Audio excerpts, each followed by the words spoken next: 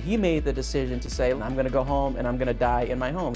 Yes, OJ passed at his home in Vegas. His 4 kids were reportedly forced to sign NDAs to visit, but there was no deathbed confession. A TMZ source claims nothing about that came up or was even thought about. Mr. Simpson has IRS debt. Don't want to go into any more about it, but it's substantial.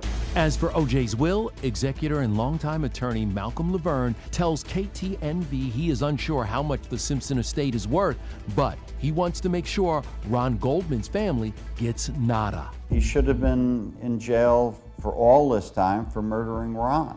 In 1997, Simpson was ordered to pay $33.5 million to the parents of the man he was accused of killing along with ex Nicole Brown. They only got $133,000. So, with interest, OJ technically owes the family $114 million. His lawyer says, quote, "It's my hope that the Goldmans get zero, them specifically, and I will do everything in my capacity to try and ensure that they get nothing." When you pass away and now you're into probate, the executor now has a legal obligation to make payments. They're going to fall in line just as most other creditors. Taxes that are owed will take priority. Then you get into your secured and your unsecured debts. More surprising details inside the 76-year-old's will. OJ signed it only 11 weeks before he died. He wants a suitable monument by his grave, and if anyone challenges the will, they get $1 and nothing else, including his kids.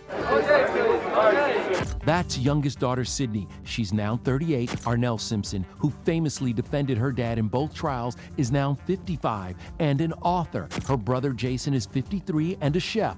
OJ will be cremated as the family handles his final goodbye. Some funeral arrangements have been made. And today in court, Alec Baldwin's Rust armorer was sentenced to 18 months in prison. The media portrayed me as a complete monster. Addressing Helena Hutchins' Terry friends, family, and the director of Rust, an emotional Hannah Gutierrez-Reed got the maximum penalty. This after the judge called her out, quoting her recorded phone calls from jail. They're talking about how much this is messing up her modeling career. Alex pled not guilty to involuntary manslaughter, but what could today's sentencing mean for his trial in July? They are going to completely separate themselves from Hannah and say, hey, we have an actor here. All actors are not experts. They don't have a duty of set safety.